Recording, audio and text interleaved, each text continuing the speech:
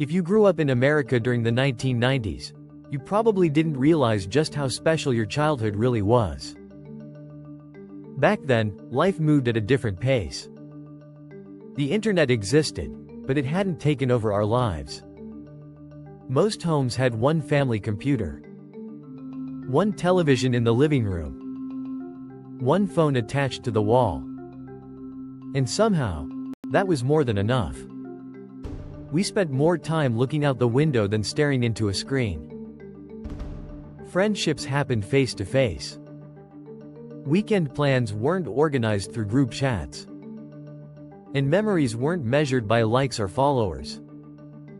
The best moments were the ones nobody photographed. We lived through the last decade where childhood still felt wonderfully unpredictable. You could disappear for hours, and all your parents expected was for you to come home before dinner. No GPS. No smartphones. No notifications reminding you what to do next. Just curiosity, freedom, and the feeling that every day could become an adventure. Looking back now, it's amazing how many ordinary moments have quietly disappeared. The little routines, the sounds, the places, the excitement over things that younger generations may never fully understand. This wasn't just another decade. It was the bridge between two completely different worlds. One foot in the old world. One foot in the digital age. And maybe that's exactly why so many people still miss it. So let's take a trip back, to a time when life wasn't perfect, but somehow felt a little more real. Riding until sunset, every neighborhood had them. Groups of kids riding bicycles from morning until evening. Your bike wasn't exercise equipment. It wasn't a hobby. It was freedom. The moment you learned to ride without training wheels, your world suddenly became much bigger. You rode to your best friend's house, the baseball field, the convenience store, or absolutely nowhere in particular. Sometimes the destination didn't matter. The ride itself was the adventure. Parents rarely knew exactly where you were.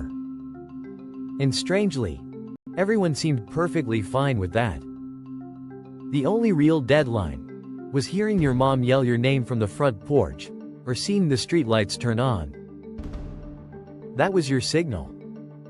Adventure was over. Tomorrow, you did it all again.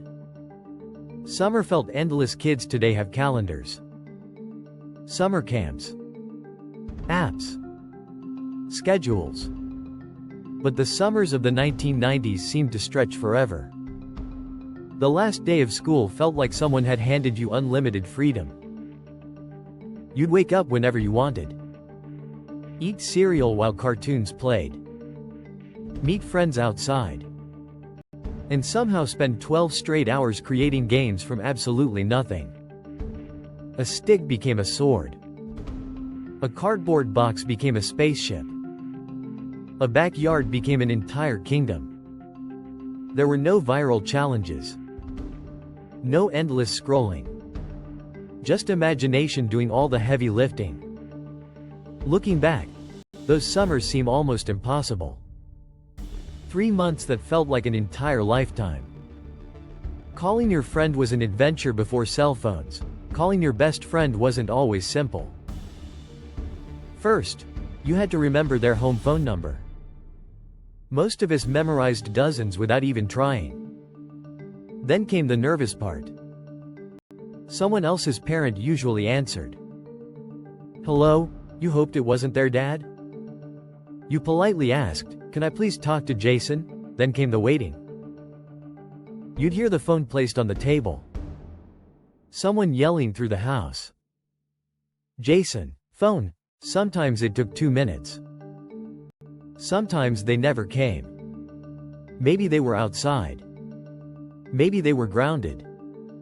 Maybe they were eating dinner. Whatever happened, there was no texting afterward. No, where are you? You simply tried again later. And somehow, friendships survived just fine.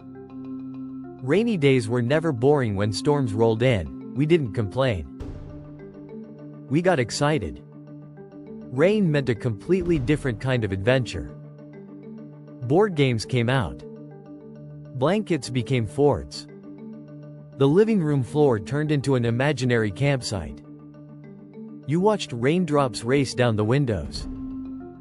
Made grilled cheese sandwiches. Maybe your mom baked cookies. Sometimes the electricity even went out. Instead of reaching for a phone, the whole family gathered in one room. Flashlights came out. Candles were lit. Stories were told. It's funny. The things we now consider inconveniences often became our favorite memories. Every kid had a secret shortcut. Growing up in the 90s meant knowing your neighborhood better than any GPS ever could. Every kid knew the hidden paths, the empty lots, the shortcut behind the school, the tiny creek where everyone searched for frogs, the abandoned railroad tracks you definitely weren't supposed to explore. Parents probably would have panicked if they knew everywhere we wandered. But to us, those places felt like unexplored countries. Every fence could hide a mystery. Every wooded trail promised an adventure. The ordinary world felt enormous. Not because it was bigger, but because we hadn't seen everything yet. Curiosity filled the empty spaces. And every afternoon felt like the beginning of another story.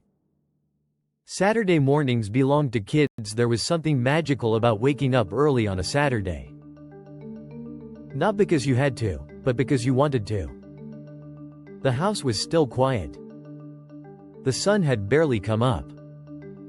You'd pour yourself a giant bowl of cereal, grab the remote, and settle in for hours of cartoons.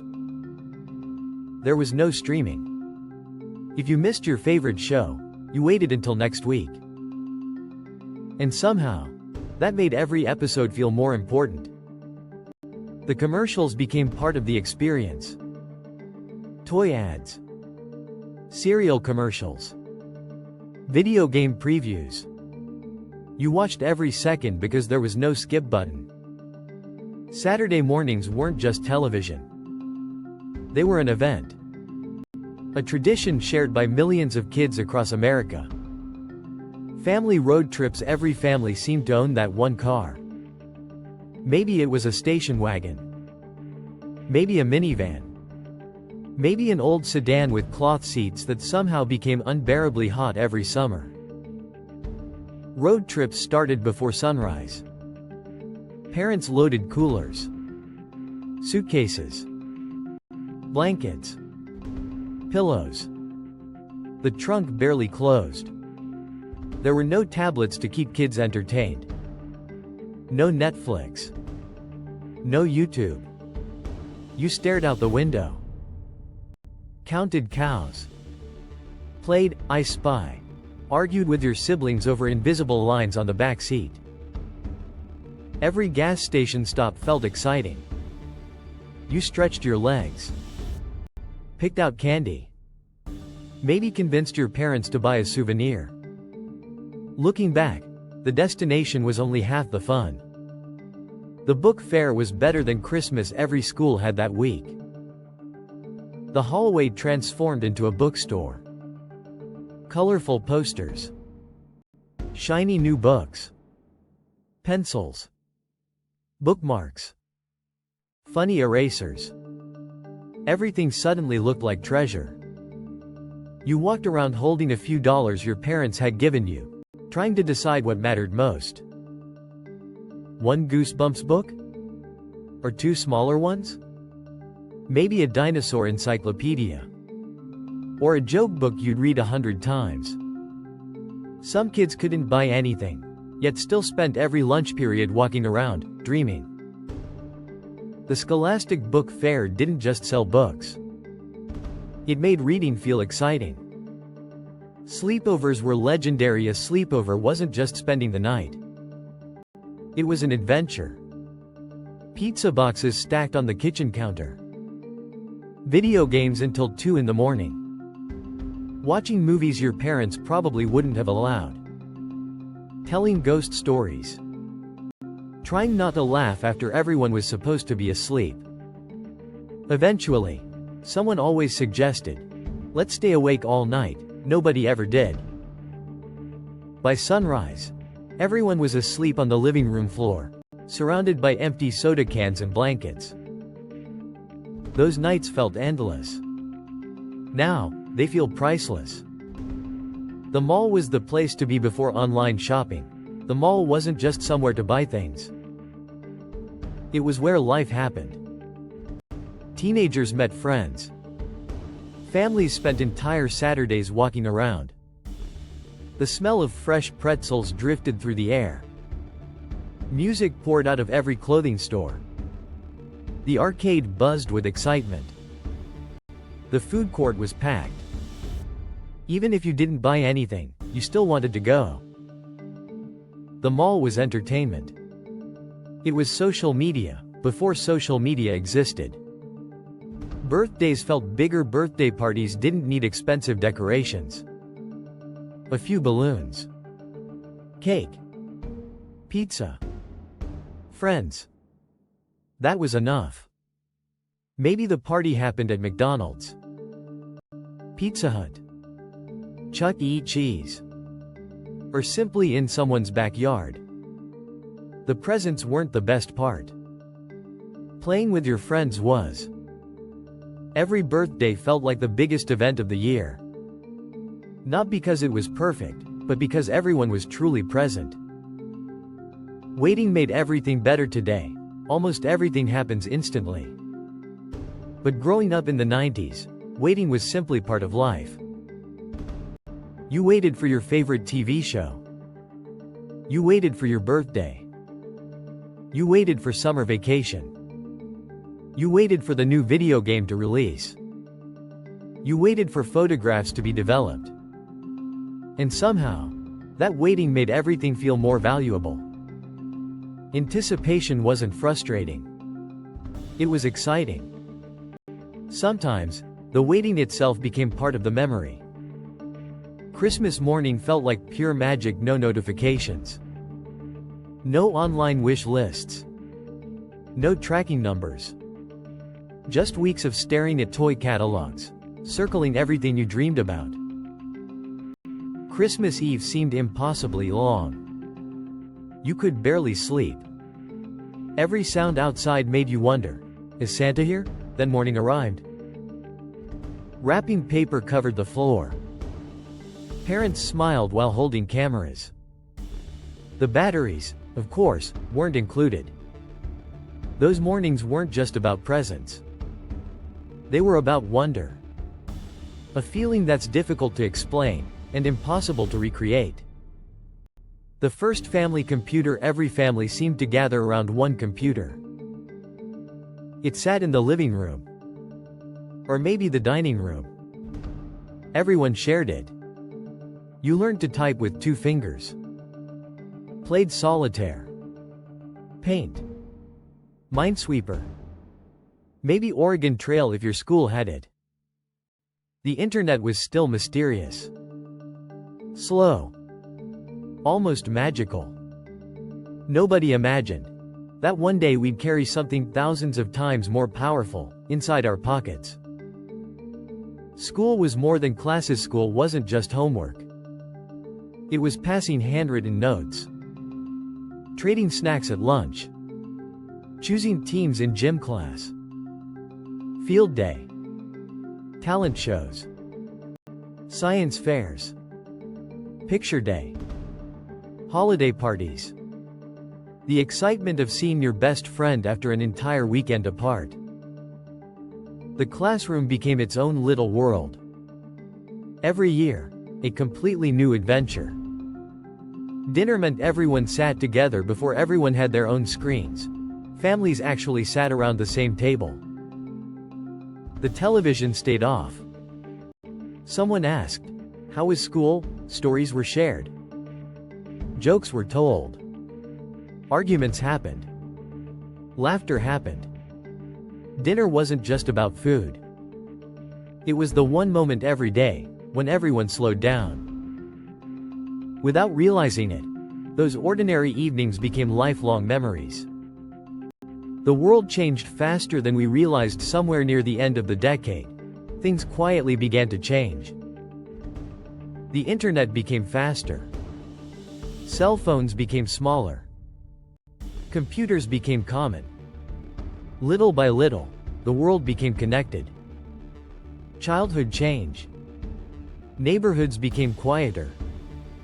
Bikes disappeared from driveways. Kids stopped knocking on doors. The adventures didn't completely disappear, they simply moved onto screens. And maybe that's why the 1990s still hold such a special place in our hearts. They remind us of a world where the greatest memories weren't recorded, they were simply lived.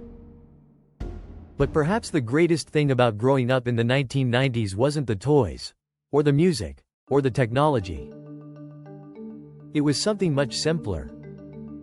Something we didn't even realize we had, until it was gone. As the 1990s came to a close, most of us had no idea that childhood itself was about to change forever. The new millennium arrived. The internet became faster. Cell phones became common. Then came social media. Smartphones. Streaming. GPS. Online shopping. Everything became easier. Everything became faster. But somewhere along the way, life also became noisier. Children stopped knocking on their friends' doors. Backyards became quieter.